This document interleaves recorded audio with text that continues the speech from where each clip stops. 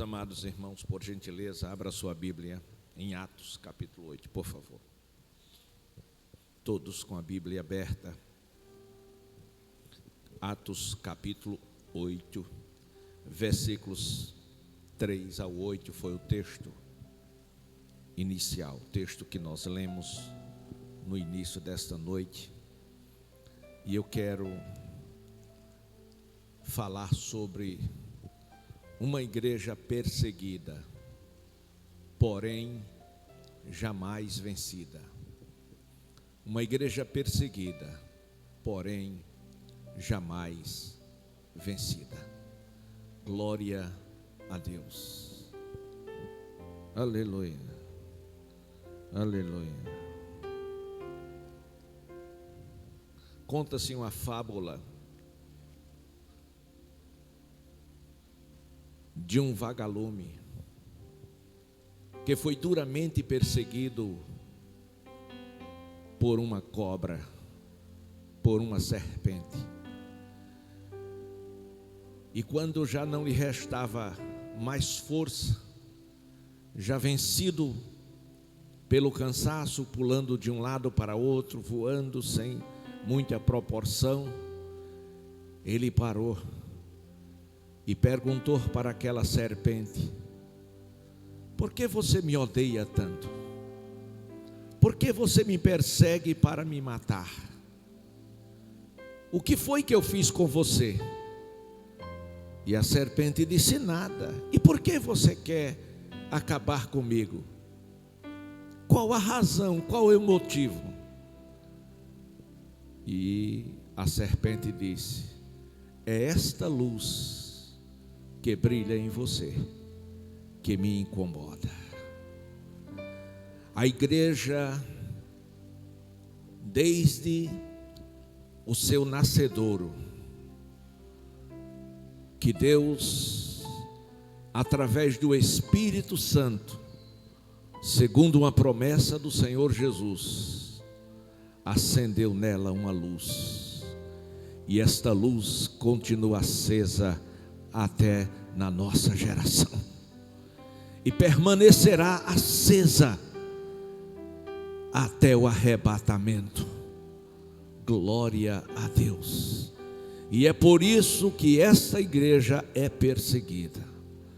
Não podemos esquecer de Jesus quando ele entra em Jerusalém, e era a sua última vez e última oportunidade para Jerusalém, montado em um jumento, passando nas principais artérias daquela cidade.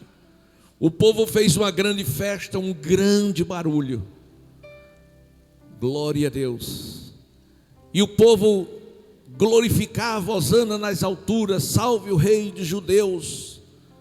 Mas aquilo incomodou tanto os fariseus, que eles não toleraram mais ouvir o povo gritando: viva, salve o rei dos judeus. E como eles não podiam parar o povo, eles foram falar com Jesus e disseram: Jesus, mande que este povo se cale. Jesus parou, olhou para eles e disse: se este povo se calar, até as pedras clamarão. Glória a Deus. A razão maior do Senhor Jesus ter sido perseguido, subestimado, odiado e até morto, não foi outra coisa, foi o brilho da glória de Deus que estava sobre a sua vida. E este brilho é produzido no homem interior, através do Espírito Santo de Deus. O Espírito que o mundo não conhece, o Espírito que o mundo não recebeu nem conhece, mas eu e você recebemos e conhecemos. Por isso, no mundo que jaz no maligno e está nas trevas, nós brilhamos, porque somos a luz do mundo. Oh, aleluia! Aleluia! Meus amados e queridos irmãos, desde o princípio que Jesus sabia da nocividade do mundo em relação à igreja que ele veio estabelecer no mundo. Ele não veio para estabelecer uma religião, um partido político ou religioso. Ele veio estabelecer uma igreja, e a sua igreja. Foi por isso que em Cesareia de Filipe, glória a Deus, chamando seus discípulos, o arguíram e perguntou para eles o que os homens falavam, diziam, comentavam acerca da sua pessoa. Eles disseram: uns dizem que tu és o João Batista, outros que tu és o Elias, outros ainda dizem que tu és alguns dos profetas. E Jesus disse: isto é o que o mundo diz, e isto é o que as pessoas dizem, mas e vocês? O que é que vocês dizem ao meu respeito? Eles calaram. Glória a Deus. Eles foram impactados por aquela pergunta do Senhor Jesus, mas de repente Pedro disse: tu és o Cristo, o Filho do Deus vivo. E ele olha para Pedro e disse: Pedro, não foi a carne nem o sangue que tu revelou, mas foi o meu Pai que está nos céus. E eu também vou te dizer uma coisa: eu te digo que tu és um pequeno fragmento, uma pequena pedra, mas a afirmação que você acabou de fazer é uma rocha, e sobre esta afirmação, que eu sou o Cristo, Filho do Deus que é vivo, eu vou edificar a minha igreja, e as portas do inferno não prevalecerá contra ela. Ele não disse que a sua igreja não teria dificuldades, ele não disse que a sua igreja não enfrentaria problemas, ele não disse que a sua igreja não seria perseguida, mas ele disse que as portas do inferno não haveria de prevalecer. E a pergunta é: por que não? Glória a Deus. Porque as portas do inferno não prevalecem contra a igreja do Senhor. Sabe por quê? Porque o nosso Deus, Ele está acima de tudo, Ele está acima de todos, porque o nosso Deus é real, porque o nosso Deus é vivo, porque o nosso Deus é todo poderoso, porque o nosso Deus, Ele tem todo o domínio e poder nos céus, na terra e até embaixo da terra. Eu não perderia a oportunidade de levantar a mão e dar glória para Jesus. Esta igreja é uma igreja perseguida, porém jamais vencida. Glória a Deus. Por isso Paulo, ele disse, escrevendo aos Romanos, que somos mais do que vencedores por aquele que nos amou. Glória a Deus. E o amor dele foi tão grande que ele chama os discípulos antes de partir enquanto homem na terra e disse: vocês não precisam se preocuparem. Não precisam se preocuparem. Sabe por quê? Número 1, eu não vou deixar vocês órfãos. Eu preciso ir para preparar morada, preparar lugar para vocês, para que vocês estejam para sempre comigo. mas eu vou voltar. Mas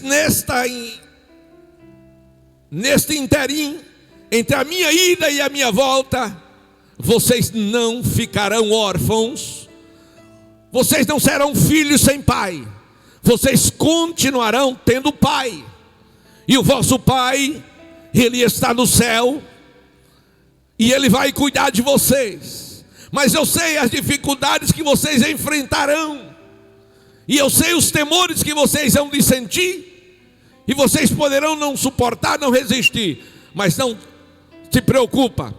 Assim que eu chegar lá, eu vou conversar com o meu pai, e eu vou pedir para ele,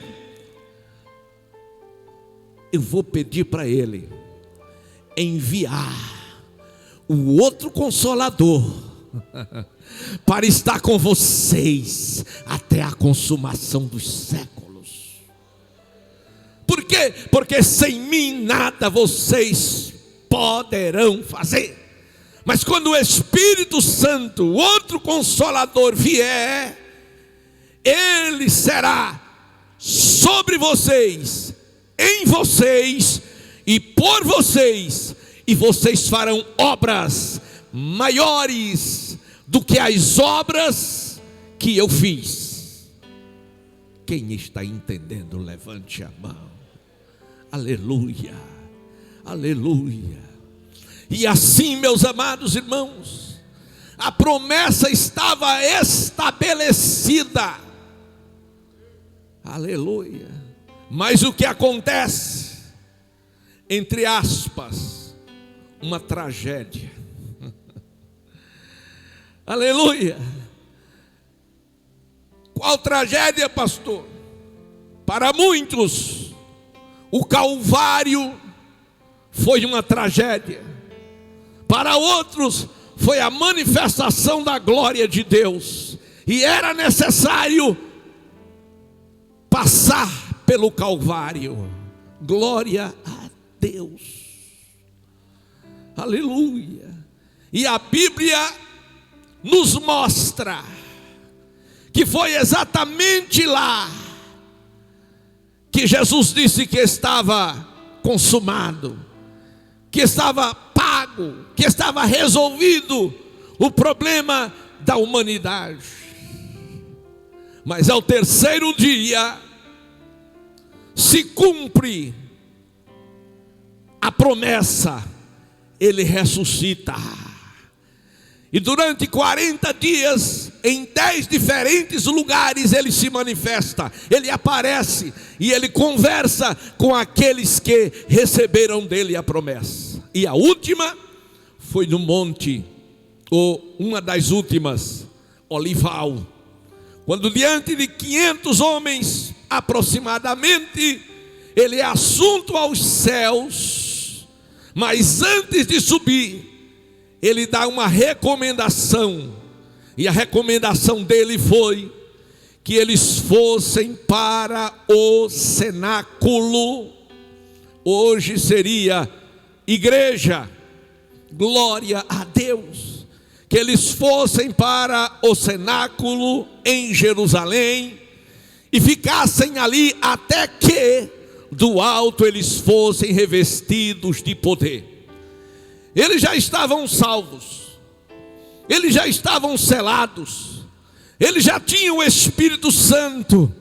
Então não era sobre isso que o Senhor Jesus queria falar, nem era para isso que ele estava enviando eles para o cenáculo. Glória a Deus.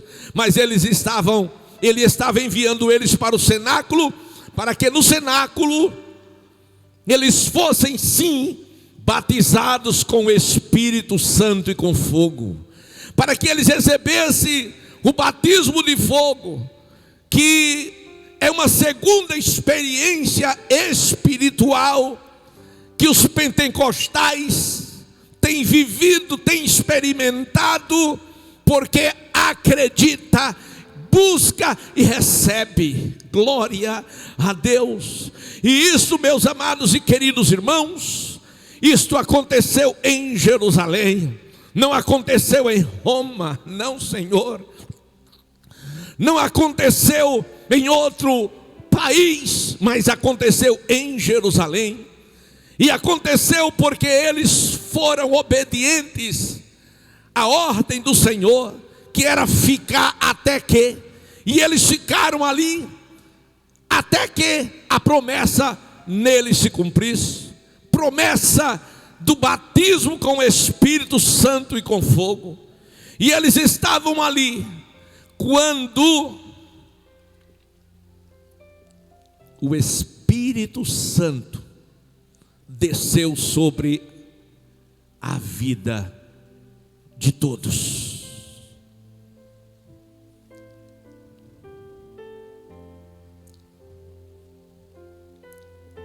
Eles estavam no mesmo lugar.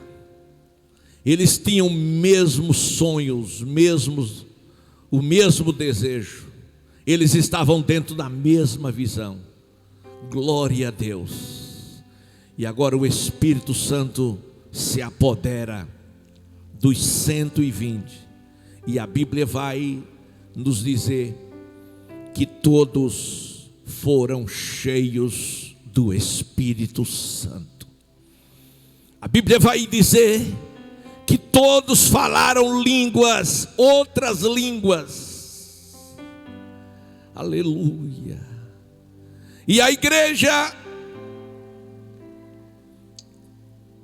aquela pequena igreja, aquele pequeno grupo de crentes que passava naquela sociedade judaica desapercebidos,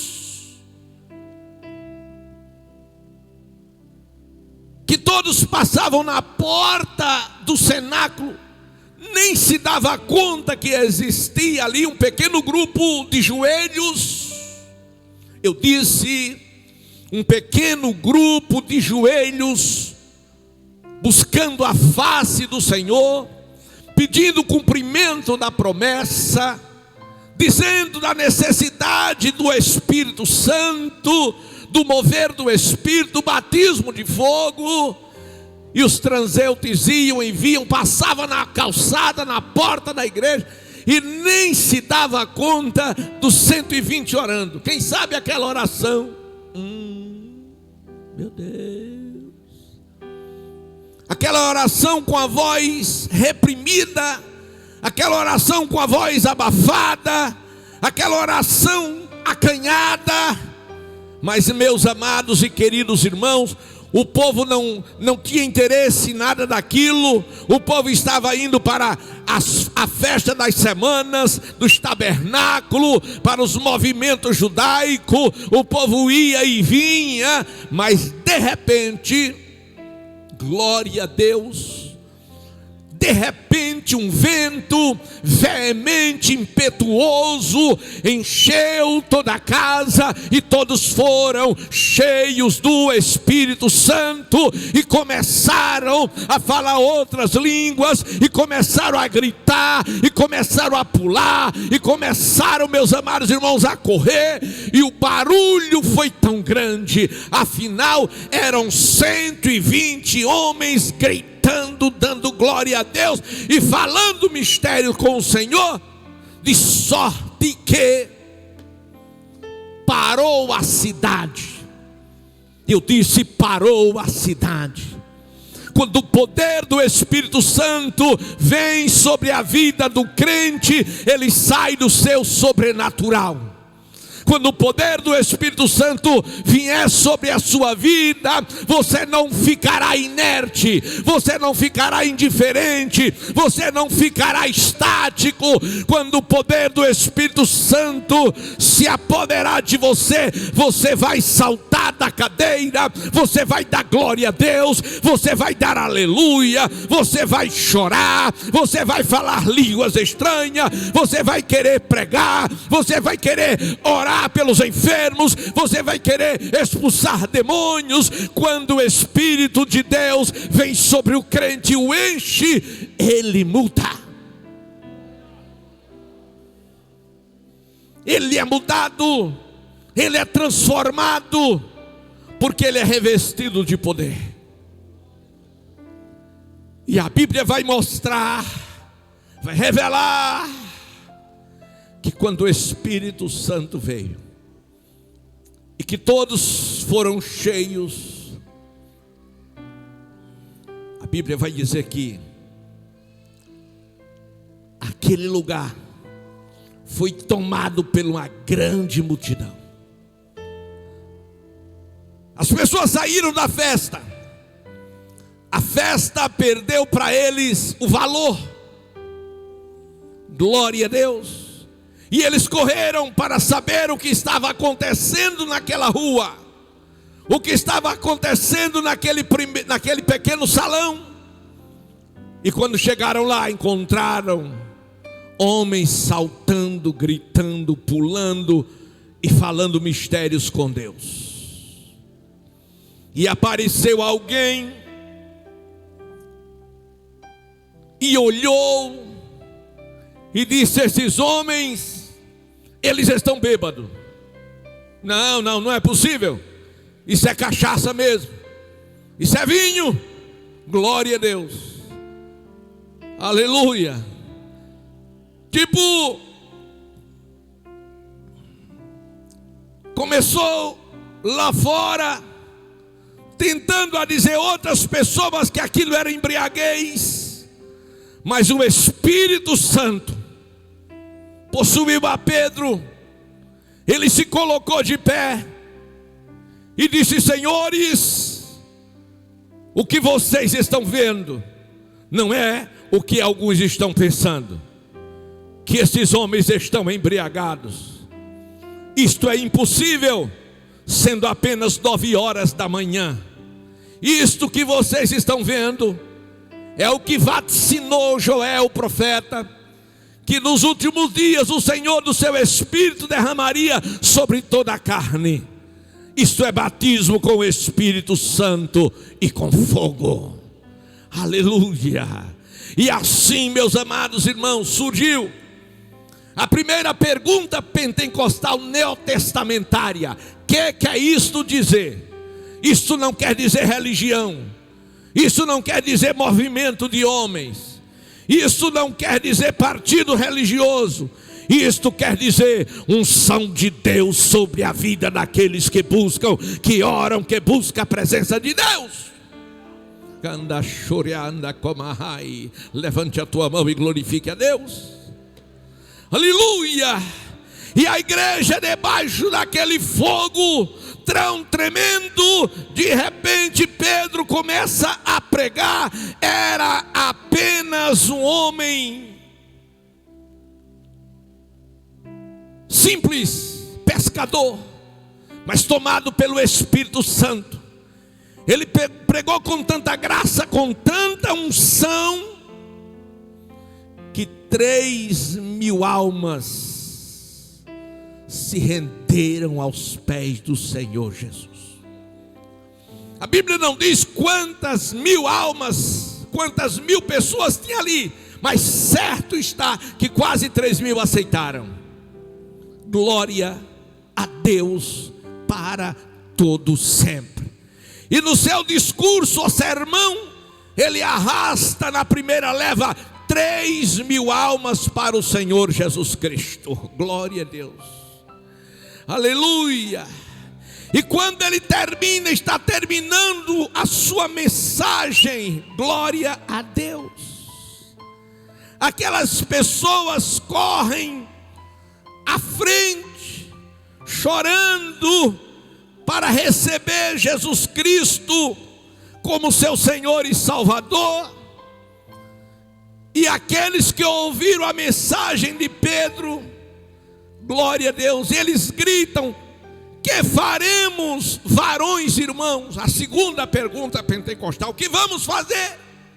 E Pedro não tem a menor sombra de dúvida, capítulo 2, versículo 39, 38, disse Pedro: arrependei-vos, arrependei-vos, e cada um de vós sejam batizados em nome de Jesus Cristo, para perdão dos pecados, e recebereis o dom do Espírito Santo. E foi mais, no versículo 39, ele diz: porque a promessa vos diz respeito a vós, é para vocês, judeus, a vossos filhos, os filhos dos judeus, e a todos os que estão longe, e tantos quanto Deus nosso Senhor chamar. Todos quanto estão longe, e aqui nesse todos eu entro, nesse todos você entra. Glória a Deus. Quem está aqui nesse texto, levante a mão e dê glória a Deus. Fomos chamados, o primeiro chamado de Deus para as nossas vidas foi chamados para a salvação. E a Bíblia, meus amados irmãos, a partir da fundação desta igreja, porque a primeira igreja, igreja verdadeira, porque existe, entre aspas, muitas chamadas igrejas, mas a verdadeira igreja, número 1, é a igreja do Senhor Jesus. Jesus é o Senhor da sua igreja, Ele é o dono da igreja. A igreja não tem como dono nenhum homem, não senhor, nenhuma mulher. O dono da igreja é Jesus Cristo. E a marca da igreja verdadeira é porque ela é diferente, é porque ela é santa e é porque ela é poderosa. E tudo isso por conta do Espírito Santo. Escute, olha para mim. O Espírito de Deus habita na tua vida. O Espírito de Deus dirige os seus passos. E a Bíblia agora nos mostra Pedro indo à oração. Graças a Deus que ele não perdeu o bom hábito de orar. E 3 da tarde, indo à oração no templo Formosa, tinha um paralítico, e pede uma esmola, e diz: eu não tenho prata nem ouro, não tenho prata nem tenho ouro, mas isto que eu tenho eu te dou, em nome de Jesus Cristo, levanta e anda. Glória a Deus. O maior problema, irmãos, não é apenas o crente ser cheio do Espírito Santo. Quantos irmãos já foram cheios do Espírito Santo? Quantos irmãos que falaram línguas, que cantaram em línguas, que pregaram em línguas, mas hoje estão vazios do Espírito Santo. Então o maior problema não é receber o poder do Espírito Santo, mas o maior problema é não preservar o Espírito Santo, a presença de Deus na sua vida. Glória a Deus. Mas ele preservava, e a Bíblia vai dizer agora, amados irmãos, que cheio do Espírito Santo, ele diz: não tenho prata, não tenho ouro, mas o que eu tenho isso eu te dou, em nome de Jesus Cristo, levanta e anda. E quando ele disse levanta e anda, o paralítico na porta chamada Formosa, ele nem levantou e nem andou. Pastor, eu não estou entendendo. É só você olhar o texto e você vai perceber que quando ele disse levanta e anda, a fé do paralítico não foi suficiente para que ele levantasse, nem suficiente para que ele andasse. Mas Pedro estava cheio de fé, cheio do Espírito Santo, e sabia que Deus não se engana. E foi lá, pegou o paralítico pela mão, disse: tu vai levantar e tu vai andar. E deu um solavanco nele, e quando ele pulou, ele levantou e ele andou e entrou no templo dando glória a Deus e aleluia. Ele não entrou cabisbaixo, ele não entrou desanimado, ele entrou cheio do Espírito Santo.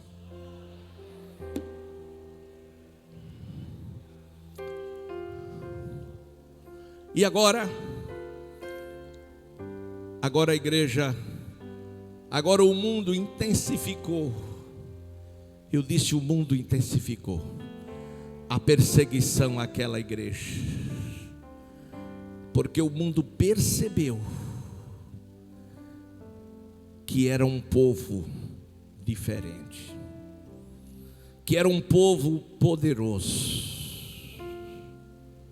e que para eles era uma ameaça muito grande. Mas deixa eu dizer uma verdade: não deixamos de, ainda em pleno século 21, ser considerado uma ameaça para muitos. Sabe por quê? Porque ainda somos luz no mundo. O anticristo já está aí para implantar o seu governo, mas ainda não pode fazê-lo. E sabe por que o anticristo não pode implantar o seu governo e dominar o mundo? Porque esta igreja está no mundo, e por a igreja estar no mundo como luz, ela dissipa todas as trevas. E o anticristo sabe que a igreja é o impedimento para a sua manifestação. É por isso que ele vai fazer de tudo para tentar calar e apagar esta igreja da face da terra. Por isso Jesus Cristo disse: se este povo se calar, as pedras clamarão. Aleluia! Então não será o anticristo que vai calar a voz da igreja, não, Senhor. Agora, quando não der mais para a igreja estar na terra, a trombeta de Deus vai tocar e a igreja vai subir para encontrar-se com Jesus Cristo nos ares e estar para sempre com Ele. E estamos próximos. Saulo,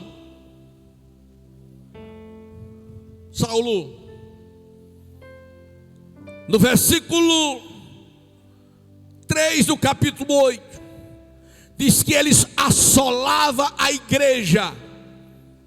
Escute, Saulo assolava a igreja, entrava pelas casas, arrastava homens e mulheres, os encerrava na prisão. Saulo, irmãos, não era um qualquer, não era um marginal, não. Saulo era uma autoridade da lei maior até então de todas as nações. Saulo era uma autoridade da lei romana que dominava o mundo. E é isso que o diabo faz. Ele vai exatamente usar mecanismos e meios pelas quais o povo de Deus se sinta encurralado e não tenha saída. Mas a saída é Jesus Cristo, mas a resposta é Jesus Cristo. A Bíblia diz que Saulo assolava a igreja. Escute, sabe por que Saulo assolava a igreja? Porque o dono dela permitia. Se Deus não permitir, o diabo não pode fazer nada contra a igreja. Ele disse: as portas do inferno não prevalecerá. Por que Saulo assolava a igreja? Porque a igreja não calava. Porque Jesus, a razão maior é porque Jesus havia ressuscitado. Quando mataram a Jesus, foi para que a igreja acabasse, foi para a igreja se calar. Só que com uma coisa eles não contaram: que Jesus havia, conforme a promessa, havia de ressuscitar. E ele ressuscitou no terceiro dia. Ele ressuscitou. Levante a mão e diga: ele ressuscitou. Ele ressuscitou. Ele ressuscitou. Ele está vivo. Aí está a força da igreja, o fulgor da igreja, a glória da igreja, o poder da igreja. É que o dono desta igreja ainda está vivo. Mata o pastor e acaba com a igreja. Acaba não, o dono ainda está vivo. Mata o pastor, o Senhor levanta outro pastor. Mata outro, ele levanta outro. Aleluia. Por quê? Porque esta igreja tem dono. Esta igreja tem dono. Levante a mão e glorifique. Saulo assolava, entrava na casa, abuso de autoridade. Saulo entrava na abuso de autoridade. E será que não vivemos isto? arrastava homens e mulheres, colocava na prisão. E os que iam presos não desanimava, não desistia. Desistir jamais. Aleluia. Versículo 4. Mas os que andavam dispersos iam por toda parte anunciando a palavra. Você entendeu? Você entendeu que o diabo queria que ele se calasse? Então vamos perseguir, vamos prender, vamos bater, vamos matar. E quanto mais mal os romanos faziam à igreja, mais a igreja crescia. Quanto mais perseguição à igreja, mais o poder de Deus estava no meio dela. Como entender isso? Eles não entendem, mas nós entendemos. É o Espírito de Deus que habita em nossas vidas. A igreja foi perseguida porque Jesus Cristo ressuscitou. A igreja estava sendo perseguida porque a presença de Deus estava no meio dela. Jesus disse: eis que eu estou convosco todos os dias. Segunda, estou com vocês. Terça, também. Quarta, vou estar com você. Quinta eu estarei lá. Sexta, vou estar com vocês. Sábado, também. Domingo e feriado, eu vou estar com vocês. É todo dia e acabou. Quem sente a presença dele? Só quem sente. Aleluia. Saulo assolou a igreja. Ele já havia consentido na morte de Estevão, o primeiro diácono da igreja. Glória a Deus. Mas Estevão não teve medo, não temeu. Pelo contrário, Estevão olhou para cima, porque ele sabia que o socorro dele vinha de cima. O teu socorro, o meu socorro, o nosso socorro, irmão, ele vem do Senhor, ele vem de cima.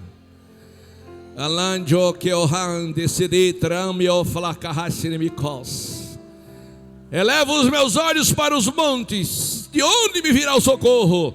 Meu socorro vem do Senhor, que fez os céus e a terra. Aleluia, aleluia, glória a Deus. E agora os céus se abriram. Eu disse que os céus se abriram. Glória a Deus. E quando os céus se abriram, que Estevão olhou, ele viu quem? Ele viu Jesus Cristo de braços abertos.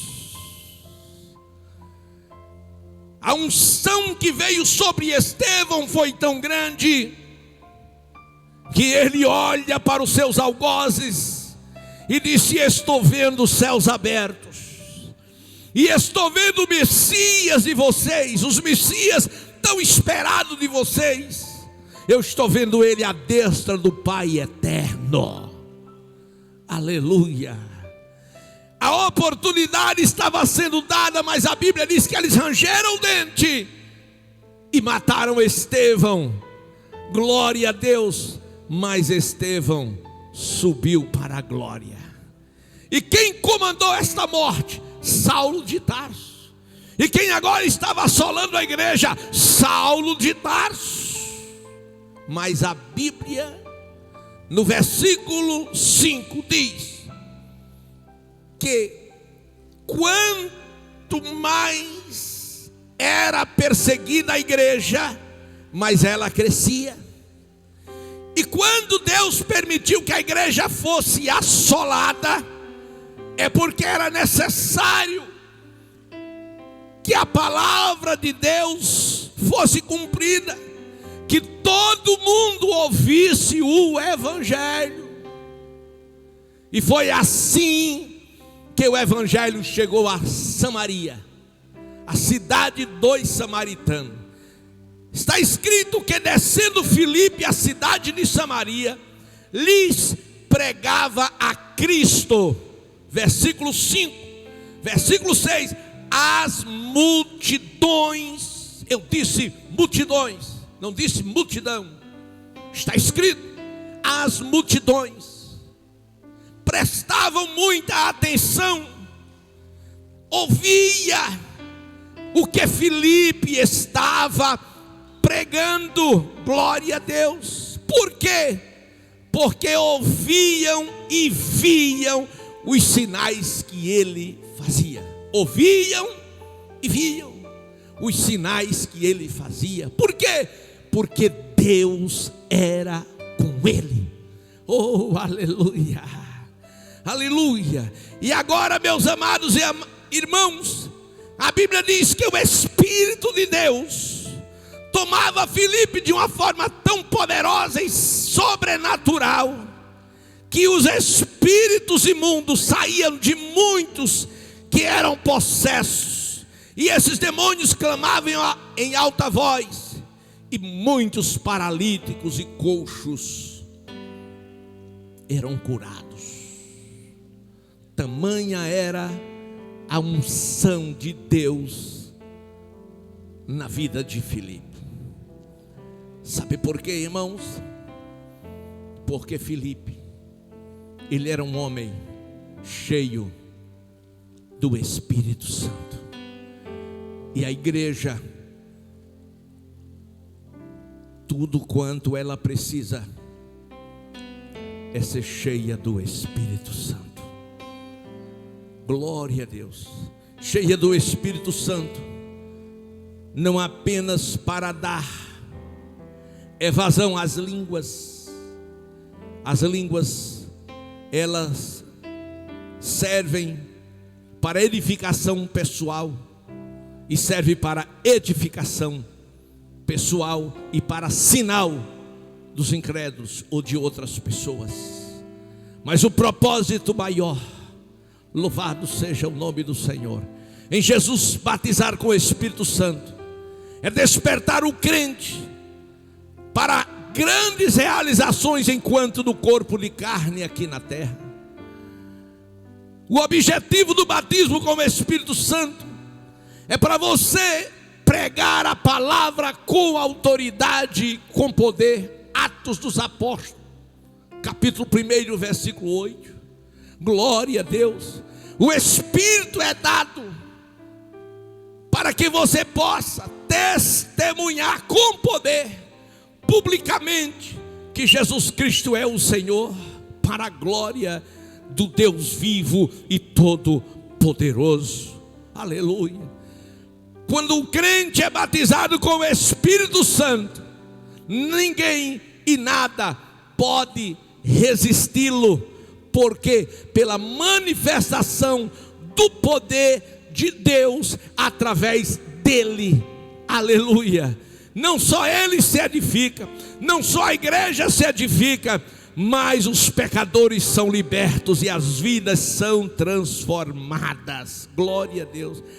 E agora sim, no versículo 8, concluindo, está escrito que em Samaria houve grande alegria. Por que houve grande alegria em Samaria? Porque não havia. Estava mergulhado Samaria nas trevas, estava dominado pelos demônios, pela idolatria, pela feitiçaria. Samaria, meus amados e queridos irmãos, ela ficava em um monte entre Judeia e Galileia. Era a capital do Reino do Sul. Glória a Deus. A Bíblia mostra de forma enfática que foi ali no Monte Gerizim que se construíram um templo para se prestar culto ao Senhor. Aleluia. Mas agora entra Filipe na cidade dos samaritanos, que era o inimigo dos judeus, para quebrar todas as barreiras, para dizer que Jesus Cristo era Senhor, para dizer que aquela cidade, a partir daquele momento, não estaria mais dominada pelas trevas, mas que a luz de Cristo estaria brilhando, e ele era o mensageiro do Senhor, para a glória de Deus eterno e todo-poderoso. Se você deseja ser este crente, ou usado como instrumento de Deus, receba o batismo com o Espírito Santo e com fogo. É uma grande necessidade da igreja do Deus vivo. Aleluia. A perseguição era porque Jesus havia ressuscitado. Ele estava vivo, e era controvérsia naqueles dias, porque alguém dizia que era invenção dos apóstolos. Glória a Deus. Mas a presença de Jesus, eu disse, através da pregação, através do testemunho e através dos sinais, era inegável. Deixa eu dizer outra vez. A presença de Jesus, através da pregação, da mensagem, através dos testemunhos e através dos sinais, era inegável. Quando um paralítico era levantado e alguém chegava para achar que Filipe era um grande homem, ele disse: eu não, foi Jesus Cristo que fez isto. Como Jesus não morreu? Disse sim, mas ao terceiro dia ele ressuscitou, e foi ele que fez isso. Mas como? Aleluia! Porque, meu amigo, ele é Deus, e um dos atributos de Deus é onipresença. Então ele está presente em todos os lugares para fazer coisas grandes e extraordinárias. Aleluia! E as perseguições surgiam, mas o Senhor dava vitória. Por quê? Porque é uma promessa: as portas do inferno não prevalecerá contra a minha igreja. Porque Paulo e Silas cantou na prisão por causa da promessa. Aleluia. Porque você e eu resistimos no dia mau por causa da promessa. Porque nós sabemos que em meio a qualquer luta, que diante de qualquer dificuldade, nós somos mais do que vencedores.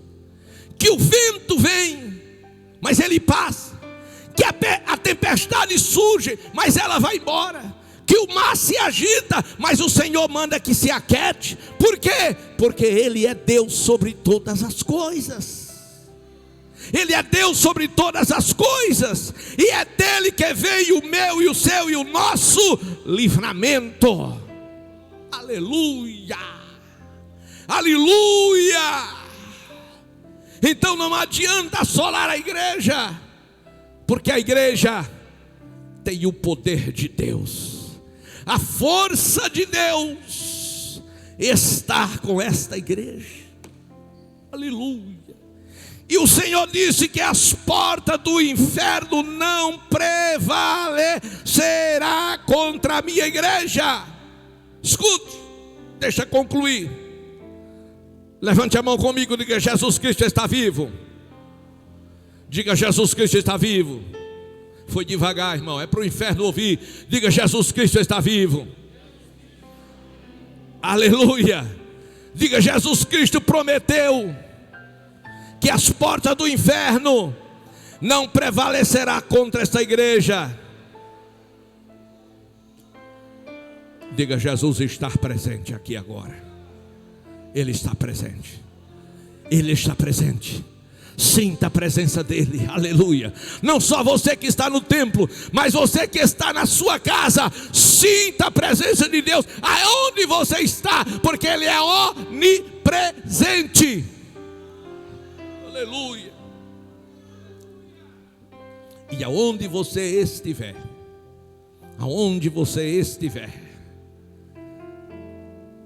faça a sua decisão ao lado deste Jesus Todo-Poderoso. Dê o seu likezinho, diga: eu quero, pastor, não só aceitar Jesus, mas eu quero receber o poder. Eu quero receber o poder de Jesus Cristo.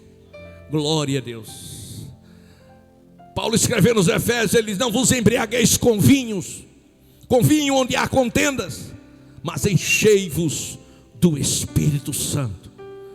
Pedro, vazio do Espírito, ele negou a Jesus 3 vezes. Mas Pedro, cheio do Espírito Santo, diante dos magistrados, que disseram: com que autoridade ou poder você está fazendo isso? Eles estão fazendo isso no poder do nome de Jesus Cristo. Dê o seu likezinho, diga: eu quero, pastor, eu quero ser cheio do Espírito Santo. Diga: pastor, eu quero receber Jesus como meu Senhor. Diga: eu quero receber Jesus como meu Senhor. Eu já vou orar por você agora. E se entre nós tiver alguém que ainda não está crente, vem aqui à frente. Vamos nos colocar.